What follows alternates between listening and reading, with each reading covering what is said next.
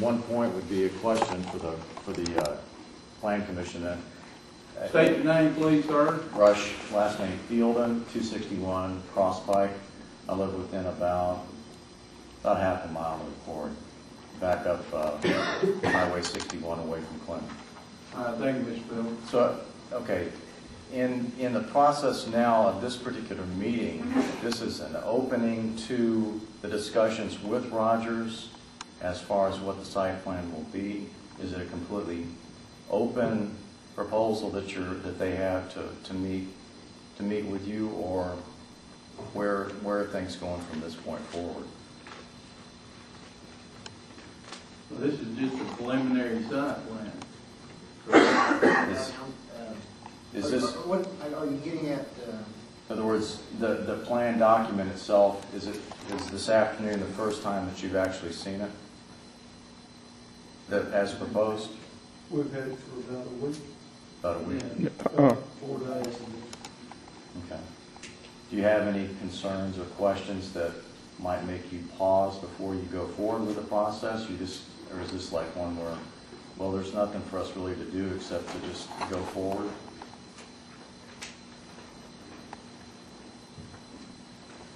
Okay. Now, staff will definitely recommend details on everything that's, if they proceed and go forward.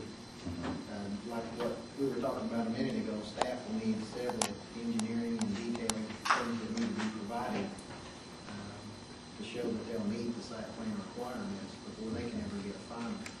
I would like to clarify, I think what the other lady made a point, and if I understood you right, you said this won't have another chance to come back to Planning Commission if it's done, but that's false.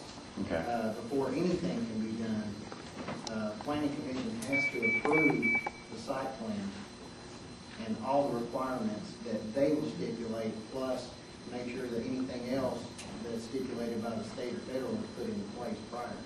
The Planning Commission can also, as Mr. McCune was requesting, to increase the buffer zone that they have shown. The Planning Commission has the right to require stiffer or more stringent regulations too, on top of what we already have. I mean, it'll be critiqued pretty hard if it comes back through this process. Okay. And one of the points, the letter that Ms. Warren brought forward, well, there are a couple. It means it's a pretty lengthy document.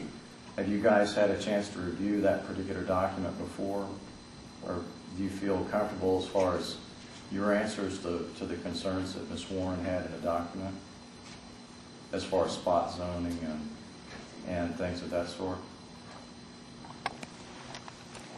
Yeah, the spot zoning issue, we've already addressed, right, Joe? You talking about this document? Yeah. We don't, a lot of this documents pertaining to things that really wouldn't No. come before the planning commission, like taxation and stuff like that. Yes, sir. But the part that comes before us, you know, these people have to meet the rules and regulations to do something. Yes, sir. One of the, Ms. Warren was reading from a letter that had been prepared on the part of the Citizens for Clean Air.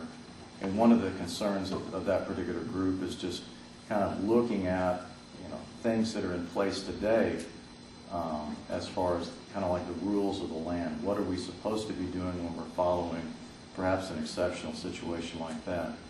The question is, how exceptional should be the latitude that you provide the Rogers Group in this problem, their need for a variance even to make a petition for a zone request?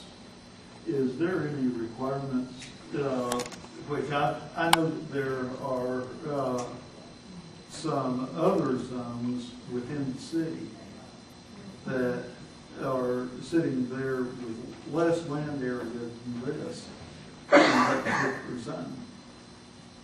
Especially like the R3 zone, we've got the B3 zone, and I'm not sure about, I believe that one of our M1 zones is smaller than what this is.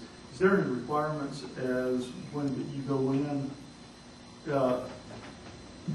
I know if you take a half-acre lot in the middle of all these other zones, you can do it, that's spot zoning. But what is considered spot zoning and what's not considered spot zoning?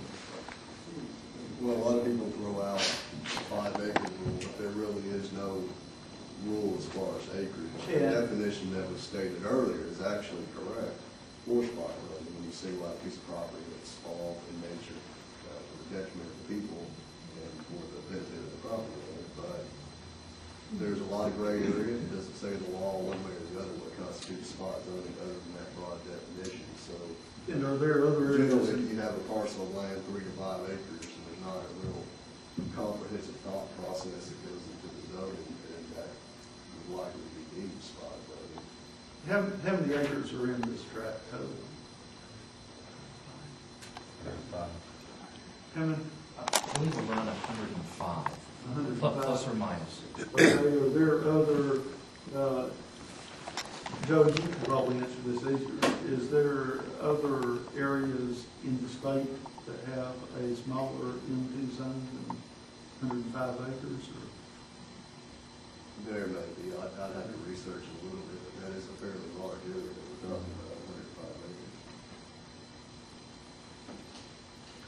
I guess the question is what is considered to be spot is the size of the footprint of the impact that this is going to have on the community. Spot in the world, Clinton is just a dot, but in the community of the homes that are impacted here by this project, it's significant. When you consider 105 acres against the folks that are just across the street, that looks like more than just a spot. That's a blight. So, I mean, like, we're just trying to go through the exercise of not necessarily being adversarial to the point of making this completely difficult for you, but we want to test you on the point of what is the moral good. I mean, yes, you do have latitude to legal issues here, but there's common sense too.